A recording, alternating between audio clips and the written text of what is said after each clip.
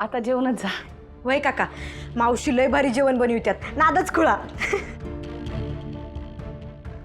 नाही, जेवायला वगैरे नको, थँक्स. मला सांगा, तुमचं केटरिंग आहे का?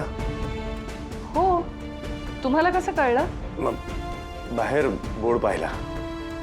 हां, माझ्या 4ही मुली मला कामात मदत करतात आणि मोठी लेक आहे ना, तिचं लग्न आहे आता. खूप नशीबवान आहात तुम्ही. नाहीतर माझं बघा ना,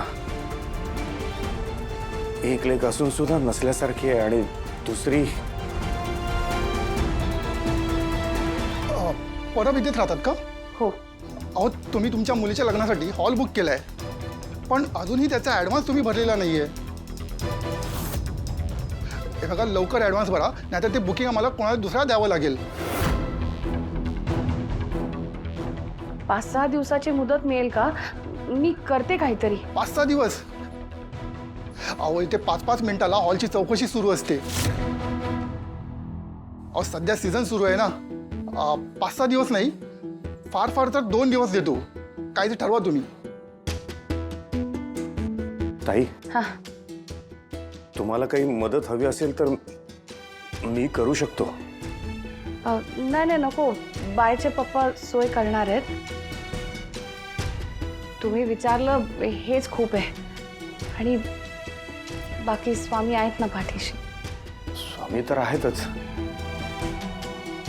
या जगात असे खूप पालक असतील ज्यांना त्यांच्या मुलांची लग्न खूप थाटामाटात करायची इच्छा असेल, पण परिस्थितीमुळे ते करू शकत नसतील. अशा लोकांसाठी काहीतरी करायची इच्छा आहे माझी. कमळे, मला माहित नाही माझी मोठी मुलगी या जगात आहे की नाही, पण अशा लेकींसाठी, म्हणजे अशा लेकींच्या पाठीशी उभं राहायचं मला.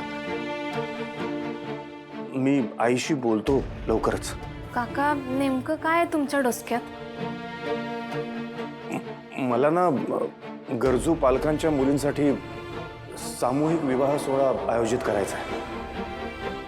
अरे वा, एकच नंबर आयडिया आहे की. ताई, तुम्हाला जर आवडत असेल तर तुम्ही तुमच्या मुलीचं लग्न याच सोहळ्यात करू शकता. आम्हाला आवडलं असतं, पण पत्रिका वाटून झाल्यात आणि सगळंच ठरलंय ना आधी. हरकत नाही, पण एक गोष्ट मी करू शकतो तुमच्यासाठी. कोणतं? तुम्ही या सोहळ्याचं कॉन्ट्रॅक्ट घ्या ना, कॅटरिंगचं. म्हणजे या सोहळ्याला तुमचा हातभार लागल्यासारखा होईल आणि मलाही तुमची मदत केल्याचं समाधान मिळेल.